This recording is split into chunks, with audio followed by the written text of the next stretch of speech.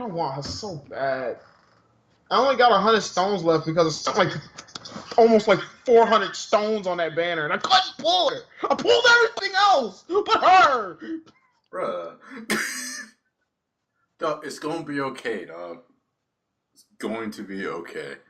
Everything will be fine. Dog, just start the episode. Okay. Alright. I need to see if I can pull Asui off that banner. How much money do you need? Dog, we ain't going there.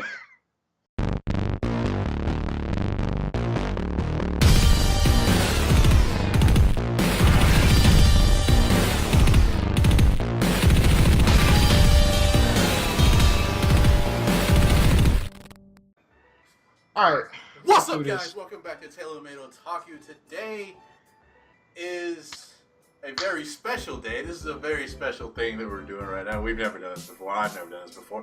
We are dedicating an entire episode purely on discussion for the season finale of Koi to Uso. Now, we both have our own personal thoughts on the episode that we could dive into in the actual review.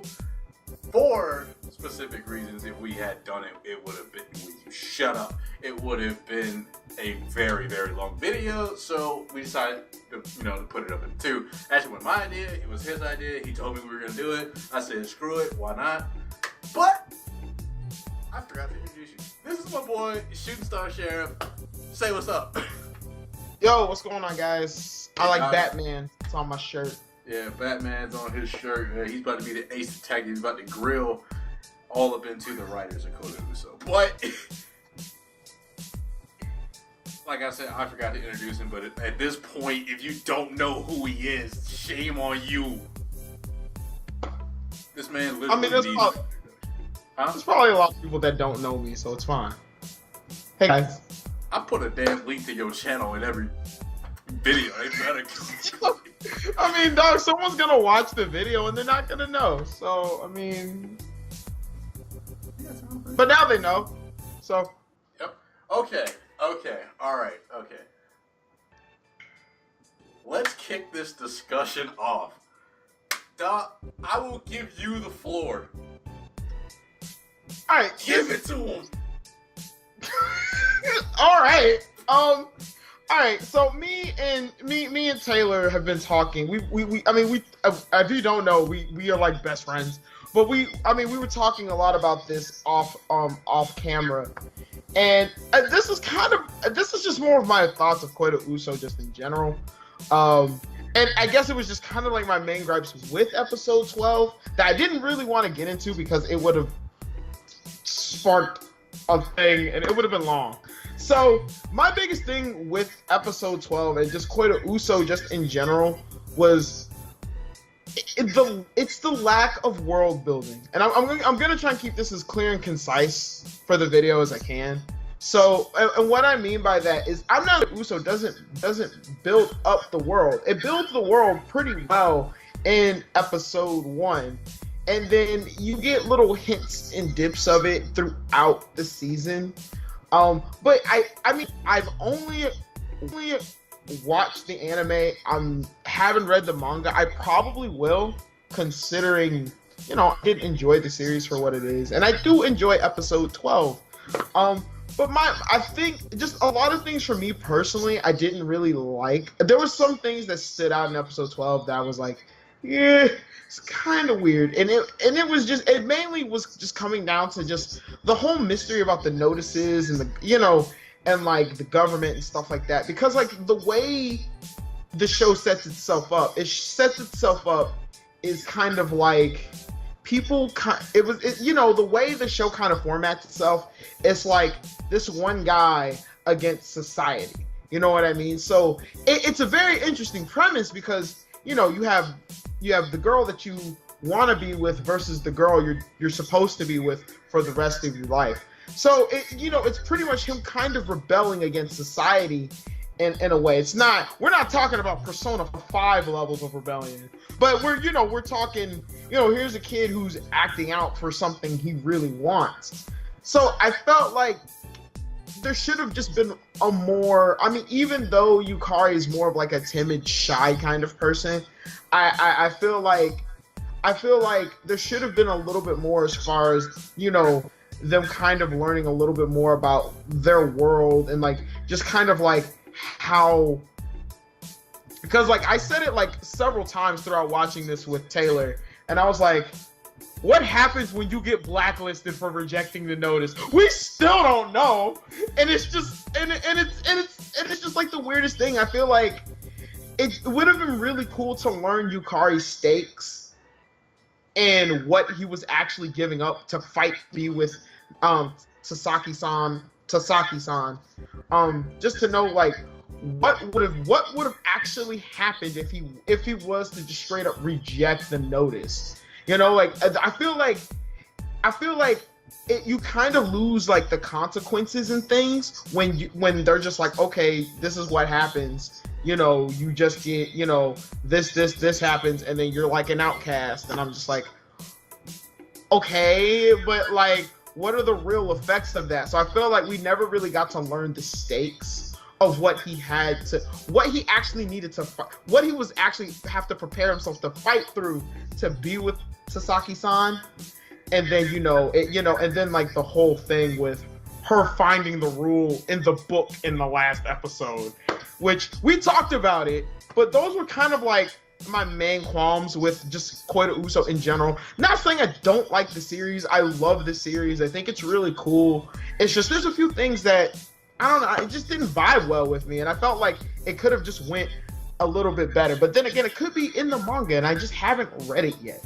So that's everything I needed to say about what it was. But like, cause he also on how I feel as well. So what did you want to say? Oh god. Like I'm still trying to figure out what you're mad at.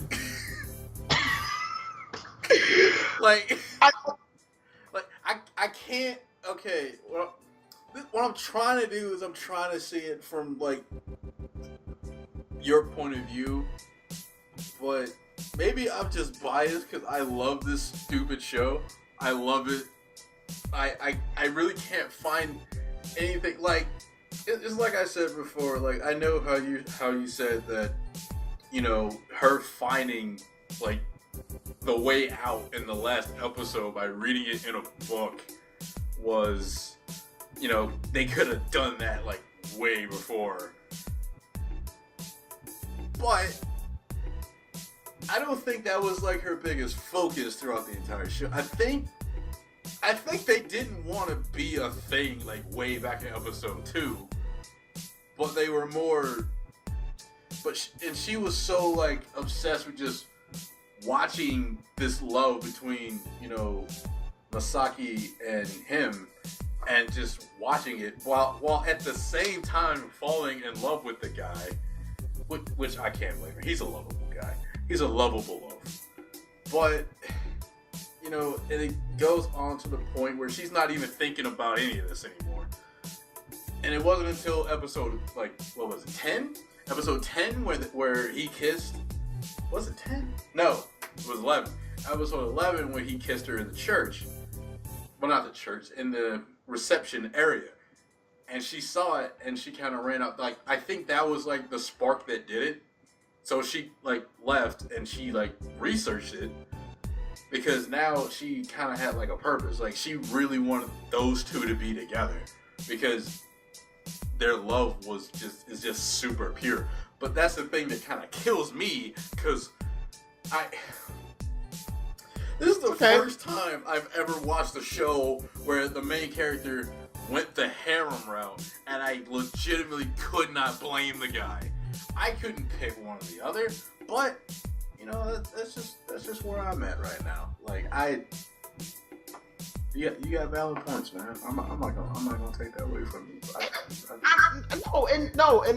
It's fine, and I hear where you're coming from too, especially with the whole Lalana, because I will admit right now on camera in front of everybody that the first 5 minutes of that I was legitimately mad, because I'm like, okay, you literally looked up the answer in a book, and you literally tell him 8 seconds after you're like, Yeah, choose me over her. Oh, by the way, I found the answer we were looking for. And I'm like, that was the most convenient plot device ever. Like, I was like, really? Like, is that all it boiled down to? Like, it bothered me. It bothered me a little bit because I'm just like, there was no build up. It just kind of happens, and you're just like, okay, like you're just like, all right, cool. I guess I have to take this new information in and just be like, okay, I guess we got an answer. I mean, and I guess what you're saying is right with the whole, Lilana was focused on something else, and you know what? And looking at it like that, I do agree with you. I do agree with you on that, on that point where like her focus was just somewhere else. And then once that focus kind of came back in line, then she did what she had to do to find it. So, I mean, I guess we could just chalk it up to just Lilana just doing her detective work. She just became Batman. I'm just gonna make a whole bunch of Batman jokes right now. And I guess we can chalk it up to that, but I just feel like for something as important as that, you would have felt like there would have been a little bit more, I don't know, substance to it. You know what I mean? Like, I think that's all I was really looking for. Does that make sense? Yeah. Like it's like you said, like off screen, like this entire like research and the finding out of the answer could have been like a 1 episode thing where they actually run around in circles trying to find like the legitimate answer. Well, maybe not even that, but I didn't mean to cut you off, but like not like it could have been its own, not maybe its own episode, but maybe it could have been something that she was doing like in the background. Like so maybe like a subplot, yeah. Okay. Like she's like looking for the answers as like a little subplot throughout each episode. So then we at least know that she's at least been looking, because we literally Yukari kisses Takasaki in the church or the cathedral or whatever you want to call it, and then literally next episode we're just like, I found the answer, and I'm like, when? When did you really run to a library, find the answer, and then get back to the hotel? But remember, they did have time before that. They did. So it could have happened then too. I don't know. I just felt like it was such like when you actually look at the pacing of that episode and then like it just cuts to her finding the answer and then it just cuts back into everything else. I'm like, that's weirdly out of I don't know. Maybe for me it just felt a little weirdly out of place. Maybe that's all I'm saying. Okay. Would you have been happy if they had taken that little scene of her actually reading the book and put that right before they actually left for the trip to the hot springs? And they had just moved that scene earlier, so you go, I wonder what she was like. What is she reading? Maybe then, but because then at that point it's a subplot. You know what I mean? You feel what I'm saying? Yeah. But you know what? But it would have been cool. But then it would have been like a subplot, but we wouldn't have really known what was going on till later. Which I guess, yeah, that would have worked, kind of. But I guess that would have worked. I guess I would have been okay with that. But I feel like something like that, I felt like that should have been something like a subplot that was continuously working in the background as Yukari was sorting out his feelings for Lilana and Takasaki-san. I just feel like it had just been a little bit more interesting to see, just kind of her trying to piece the puzzles together and learn more about, the government and, maybe just about the society that they live in a whole. Because, like I said, Koido Uso has it's not like the most complex, thing in the world, but it's very interesting, and because it's a society that affects everybody. So I felt like it would just really been really cool to just kind of explore that more. I think that's what it really comes down to. And I felt like that was just kind of my own personal little gripe with Koido Uso. Just wanted more. I just wanted more of the world to just be a little bit more fleshed out. So I actually understood, the consequences, the stakes, just the everything. And maybe that gets fleshed out later in the manga. But as of right now, where it ends, I like the ending. I think it's nice, but it definitely leaves you on a cliffhanger to read the manga. I tell you what, boy.